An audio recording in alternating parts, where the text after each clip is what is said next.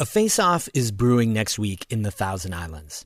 On one side, the federal government, which wants to build a customs and border patrol hub in a small, mostly undeveloped bay on the St. Lawrence River.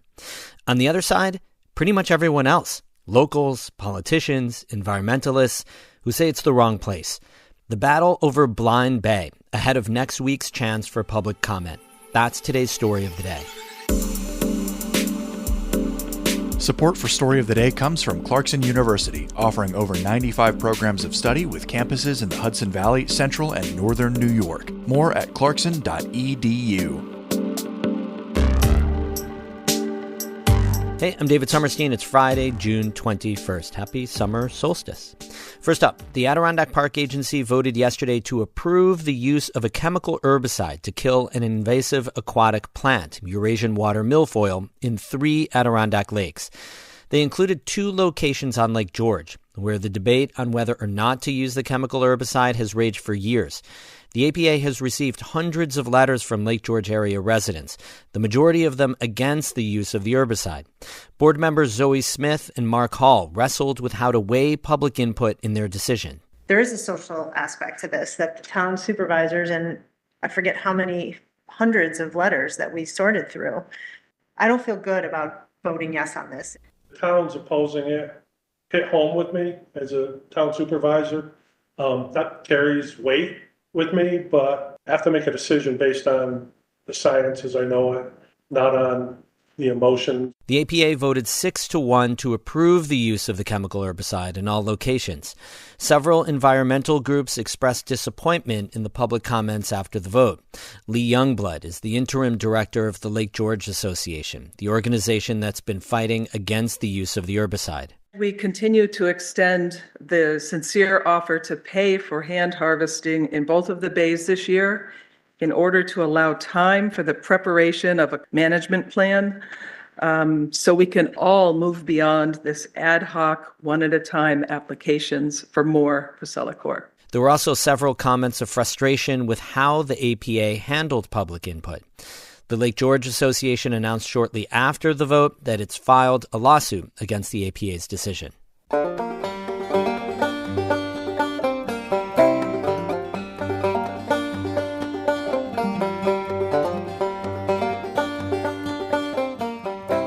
Next Tuesday and Wednesday, U.S. Customs and Border Protection will hold a public event about a controversial proposal on the St. Lawrence River.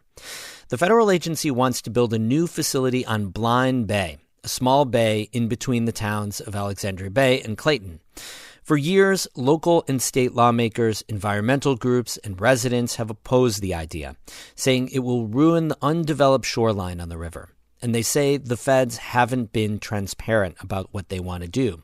St. Lawrence Valley reporter Catherine Wheeler reports.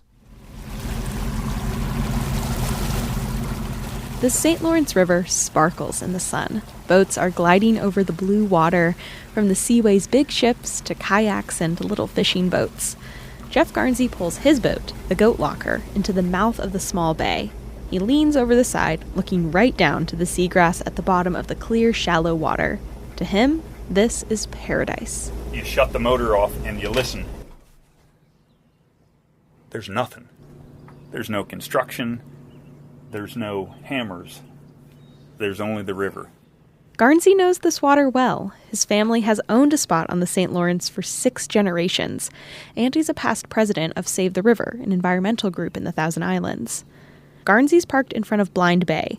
There's a couple of small homes, but mostly the shoreline is wild. Marsh grass pokes out of the water, and fluffy trees curl around the shore. There's nothing but wind and birdsong. And if you take just as long as it takes to listen to the river, she'll tell you not to mess with this shoreline. This quiet spot is the subject of years of debate.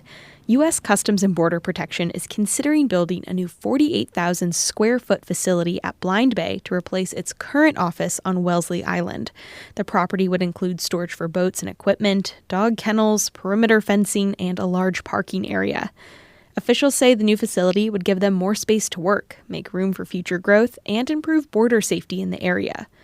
But since CBP revealed its plans in 2022, Residents, environmental groups, local governments, state lawmakers, Governor Kathy Hochul, and even Republican and Democratic members of Congress have all said that Blind Bay isn't a good location. We're looking at the disturbance of one of the last undeveloped natural shorelines on the mainland waterfront of the Thousand Islands. Jake Tibbles is the executive director of the Thousand Islands Land Trust. The group owns the land and shoreline that CBP wants for the project. He's worried the feds will take it through eminent domain. It's the perfect water-land interface. It's used by just a myriad of species, both aquatic and terrestrial. Tibbles says there's a long list of concerns about how development would impact those species and their habitat. He says one that could be the most at risk is the muskellunge, or the muskie, a well-known sport fish. Blind Bay is one of the most prolific spawning areas for them in the St. Lawrence River. CBP's plans also include building a boat dock and ramp. Tibbles says since Blind Bay is so shallow, it would have to be dredged regularly, and that could stir up all sorts of things out of the settled riverbed after decades of development along the St. Lawrence. Significant dredging would be required that could potentially result in the redistribution of legacy toxins, heavy metals. Tibbles says lights from the facility could drive away critters from the area, like the ospreys that nest there. Jeff Garnsey says all of that adds up over time and could fundamentally change the St. Lawrence River ecosystem. And that could hurt tourism that's crucial to the Thousand Islands. This would hit the economy of the river basin right in the pocketbook. There's always something that wants to change the way our river lives. And if we can't be her guardian, then she'll collapse. CBP's proposal has ruffled a lot of feathers in the community, and in turn, united it. This is my 23rd year representing my constituents in my district, and I don't recall where I've had 100% opposition to something. Jefferson County legislator Phil Reed represents the area that includes Blind Bay. He says the issue is the talk of the towns.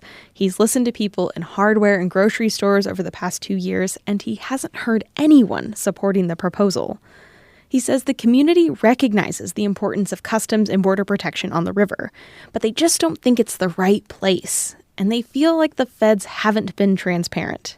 The community feels that this decision to look at Blind Bay is made in a vacuum without their input.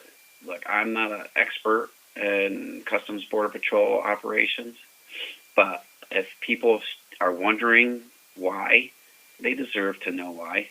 After months of uncertainty, Senator Chuck Schumer pushed CBP to hold a public meeting. In response, CBP set what it's calling an open house. Jake Tibbles with the Land Trust says the community is apprehensive about that phrase, open house, because they still don't think the feds are listening. That was an important piece for us because we knew that that was going to be that first opportunity for the river community to come forward in person and make public comments on the record. And so our concern is that this is a conscious sidestep or shift away from the public hearing in an effort to dilute the public involvement and comment period. CBP has confirmed that the public will be able to make official comments during the 2 open houses next week. It's also extended the deadline for written comments until July 12th. The Land Trust and local governments have offered CBP alternatives to Blind Bay, but so far the feds haven't shown any interest. Jake Tibbles walks along the Blind Bay shoreline.